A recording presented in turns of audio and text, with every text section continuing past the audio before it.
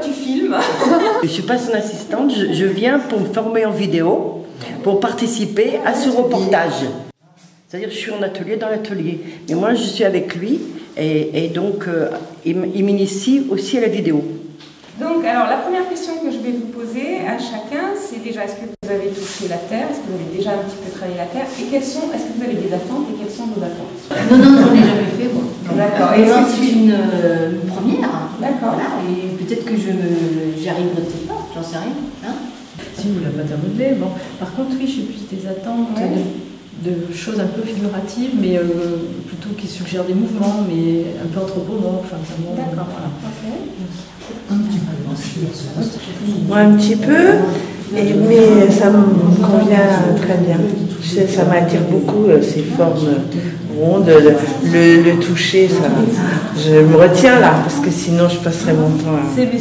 J'ai fait un stage avec Delphine, je me suis régalée et je compte vraiment approfondir et vraiment, ouais. D'accord. Donc voilà, alors c'est vrai que le travail de la terre est à la base très exigeant quand on veut vraiment aller un peu loin dans des résultats intéressants. Voilà. Mais on a très peu de temps, on a environ 3 heures. Hein, et effectivement, j'avais misé sur le fait que quasiment personne n'avait touché la terre. Donc mon but aujourd'hui, c'est plutôt de vous amener vers un jeu, une rencontre et une légèreté avec cet élément.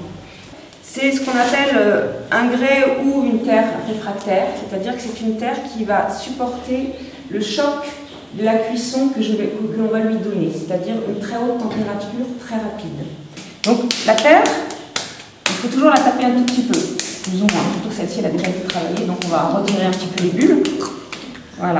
Et tout simplement pour faire un bol, l'idée c'est de vraiment toujours sentir la terre. Tout simplement, vous allez faire un petit mouvement de rotation et sentir entre le pouce et le reste des doigts la façon dont la terre va se métamorphoser, on va les tirer petit à petit. Alors, il va pouvoir avoir des bols plus ou moins ouverts, des bols fermés. À vous de sentir, je ne vous montre pas plus, mais à vous de sentir comment la terre va travailler entre vos mains et ce qui vient de façon naturelle. Voilà, reste dans quelque chose de complètement abstrait, voilà, mais il faut trouver l'harmonie du volume et de la forme. C'est-à-dire vraiment, là c'est pas mal parce que tu as déjà un mouvement qui suit bien. Mais tu vois, elle devient trop mince en fait. Il faut mais oui, tu peux rajouter un peu, mais c'est surtout voilà, trouver l'harmonie du volume ici, tu vas avoir un mouvement. Je pense voilà, ça vaut le coup. Donc tu rajoutes légèrement, mais surtout que tu restructures la forme ici comme ça. Par contre, c'est vraiment difficile une fois qu'on a... J'ai envie de vous faire travailler sur les différentes matières, sur des formes dans des moules comme celui-ci. C'est une autre approche, c'est un autre exercice. On dit de place, c'est que cette façon d'absorber l'humidité va faire que ça va se décoller facilement. Tout simplement plus haut en déplaçant l'objet dans le moule. C'est-à-dire qu'on peut faire une boule fermée, une sphère complètement fermée, je ne sais pas si vous avez vu de l'autre côté, hein, des sphères complètement fermées dans un moule en plate comme celui-ci. Donc pour travailler un petit peu sur les empreintes, tout simplement, on prend un morceau de terre, on peut s'amuser avec un rouleau à l'étaler, on peut aussi s'amuser sur une planche en bois à l'étaler. Donc ça c'est d'autres approches, il y a plein d'approches différentes. Ce que j'ai envie que vous fassiez, c'est vraiment comme des enfants. Il n'y a pas de limite, tout est possible avec la terre. Et en plus, on est pour tout le monde, parce que je vous propose que ça.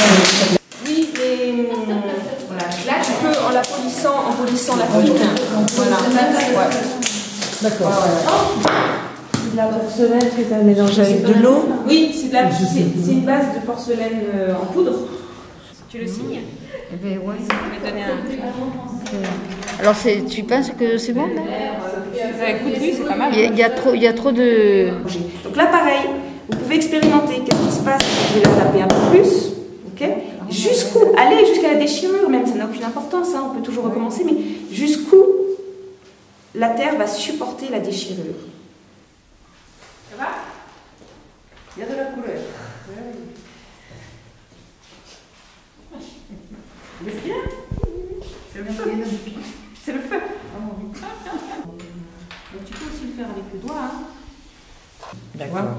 Ouais. Ah oui, ça marche vachement bien. Raconte-moi, il y a beaucoup de pinceaux, c'est pas ça qui... Voilà, alors l'idée c'est moins on voit les coups de pinceau, mieux c'est. Voilà. Tu peux essayer avec le pinceau plus épais si tu es plus à l'aise. T'as pris celle-là? J'ai pris...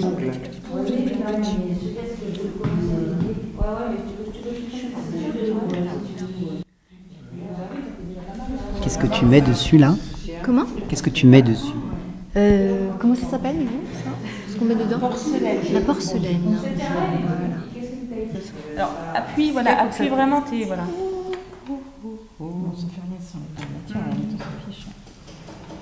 C'est bien bec. Oh là là. C'est dur. Ouais. Donc c'est dur parfois parce qu'on positionne mal le fil. Oui, je pense aussi. Voilà. Et normalement, ça doit venir.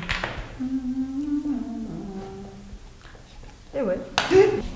Après, il y a vraiment plein de terres différentes. Ça vaut le coup d'essayer et mettre la qualité. C'est plus cher, alors, c'est des terres plus chères que les faïences traditionnelles parce qu'elles sont refractaires. Donc, oui, quand même. Oui, pour avoir une idée comme ça. Bien ça. Hein. Écoute, on verra. Si, Ouais. ça se cassera s'il y a un choc, mais Ouais. le moindre choc, ça démarre.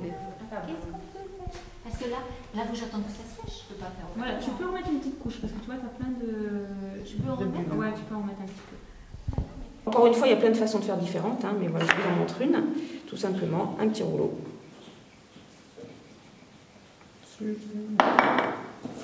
Et nous avons une belle empreinte de crocodile. Et c'est vrai que par rapport à mon travail au jour d'aujourd'hui, je rencontre beaucoup de personnes qui sont encore très très renfermées sur la façon de travailler la terre, parce qu'on nous dit attention, effectivement, il faut faire attention aux bulles, il faut faire attention au mélange, il faut faire attention au raccord. Et c'est vrai que pendant très longtemps, moi-même au niveau des cours, j'étais surtout avec le raccord, il faut être encore plus vigilante. Donc voilà. Alors maintenant, je suis amenée à vous parler des deux finitions que je vais vous proposer. Donc il va y avoir à peu près 10-15 jours d'attente entre les deux cours. Ouais, oui. Moi, j'ai pas calculé, mais ça doit être ça. Donc la terre va sécher. Je vais proposer une première cuisson. Et ensuite, vous reviendrez sur une deuxième cuisson donc, que l'on appelle terre enfumée. Mais je vais aussi vous proposer une autre cuisson dans le four à gaz, qui est plutôt ce qu'on appelle la technique du crin de cheval. Alors là, c'est pas du crin de cheval, ce sont des plumes. Alors, vous fiez pas à la couleur, c'est de la porcelaine, hein, d'accord? Sur des terres comme ça sera plus... Mais bon, c'est déjà bien blanc. Hein. Voilà, l'idée, c'est de faire cuire les pièces dans le four à gaz à environ 700 degrés.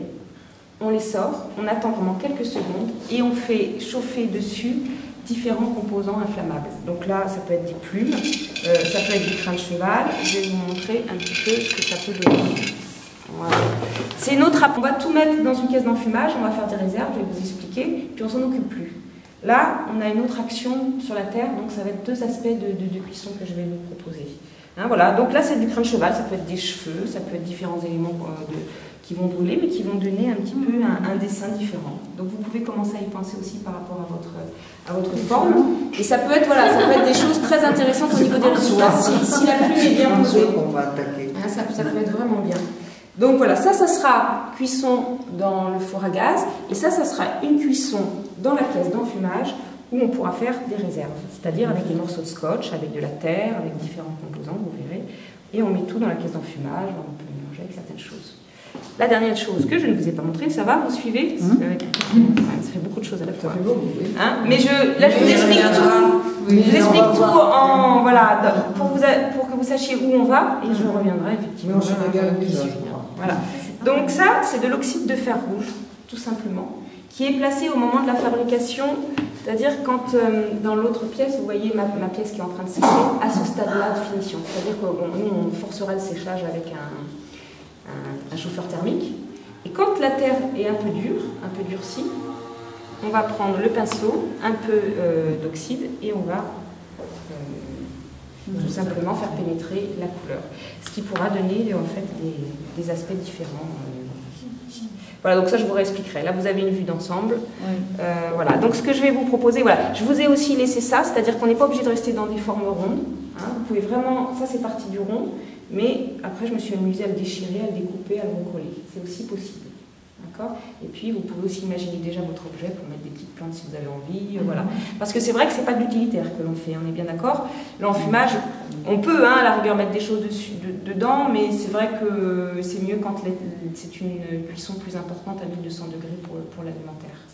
En fonction du temps que l'on aura, il ne faudra pas hésiter à se laisser aller un peu dans des envies particulières, de dire « Ah, ça me démange un peu, je vais peut-être y rajouter quelque chose ».